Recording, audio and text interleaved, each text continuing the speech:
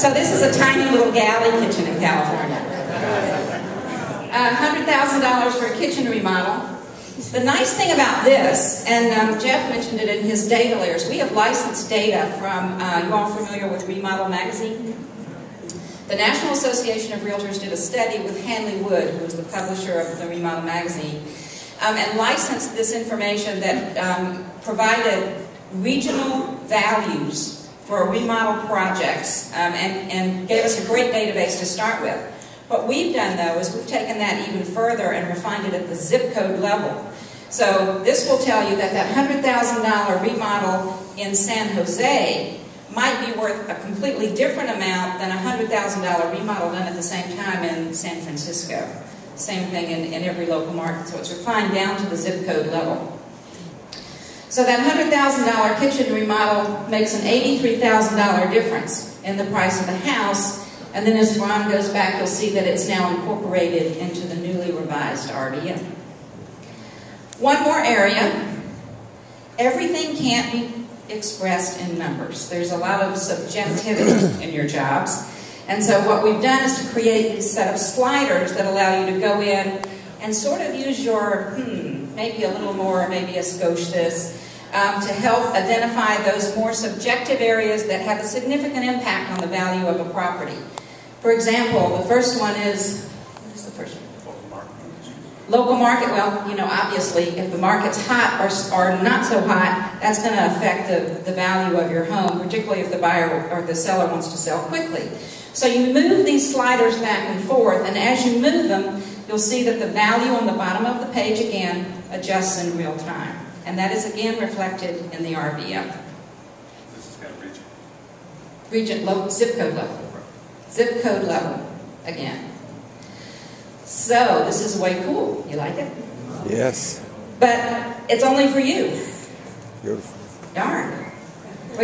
We got all this great stuff. We've got to have a way to get it to the consumers and make the consumer, not all consumers, but the consumer that you're working with, to get them as smart as you are, because you know what, now you are, finally. It's about darn time. And the way we're going to do that is to go to reports. Because once you've done all this work, and you've done all this homework, and you've gotten all this data, and you've put in all of your local market knowledge, and your expertise, and your subjective input, and you've got this perfect number that you want to share with the seller, you want to be able to provide that information to them in a very professional way. So what we've done is to create a whole reporting system that allows you to go into the RPR, do your work, it's saved for you, remember, and now you can create a report that is customized, personalized, and is able, you can either email it or print it and hand it to your buyer or seller.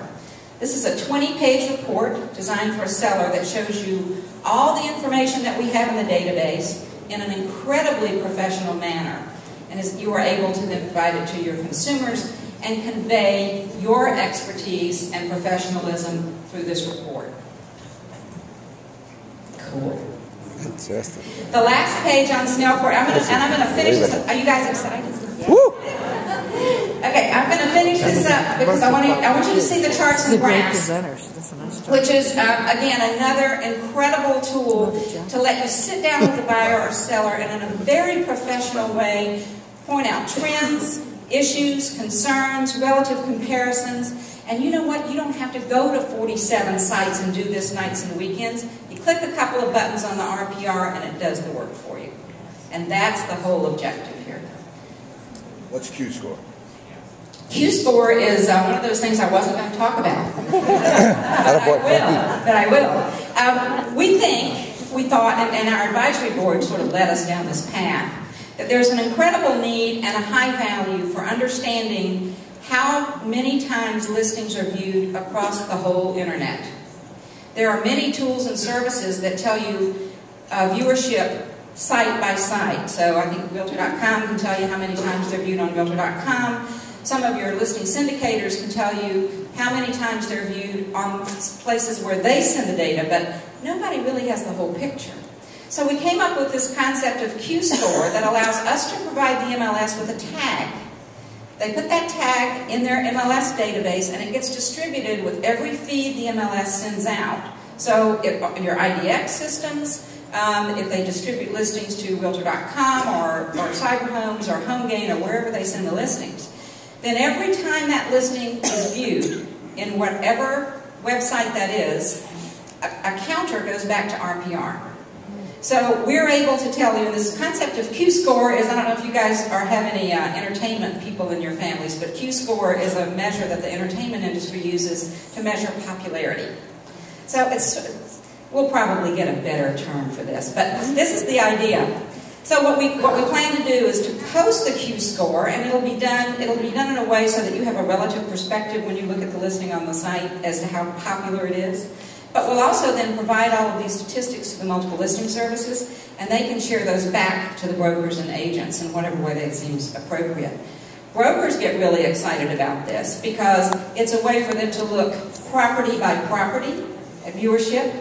Very cool to know that if you've got a listing for $200,000, 3 houses down, you've got another listing for $300,000. Let's go talk to that $300,000 seller because they're not getting the same exposure as the other guy. They also like it because it gives them another tool to help evaluate where they're getting the most exposure for their listings and the highest value for their listings. So that's a very cool thing. We haven't completely refined it yet. We'll be working with our product advisory board to help put some parameters around that, as well as the whole concept of social networking. We love the idea of providing a platform that lets realtors integrate social networking and property. It doesn't exist, and it's long overdue. But there are some business rules that have to be addressed. We have to do that in a way that doesn't create risk for brokers, for agents, for associations, or alienate buyers and sellers. So we have a lot of work around that whole concept, but we do believe it's very workable and very doable, and when we get the business rules in place, it'll be extremely high value. So we're very excited about that. Where are we going? Oh, you want to do the charts and graphs? Yeah. Quick charts and graphs, and then we'll open it for questions for those of you who aren't able to join us in room 111 from 10:30 to 12. Charts and graphs, again, these are interactive. All of the data is right there as you mouse over. You'll be able to see the data components.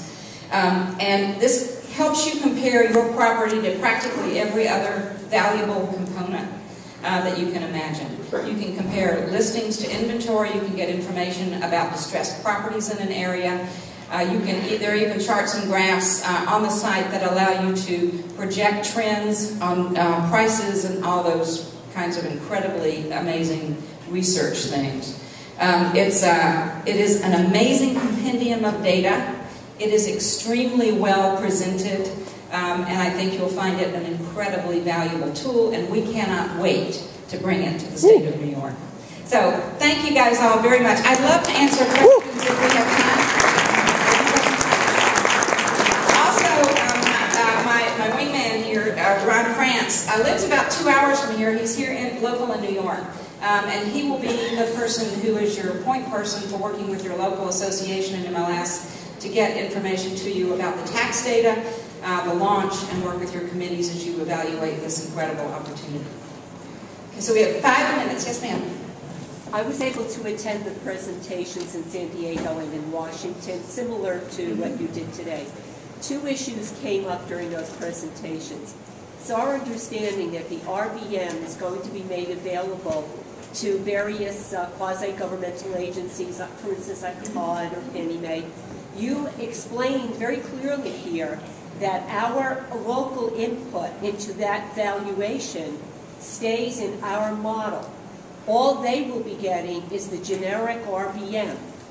And that has raised concerns with myself, some other realtors and appraisers, that the people who will be, by the way, buying this information from RPR are going to then use those unmodified RVMs in order to determine values on properties.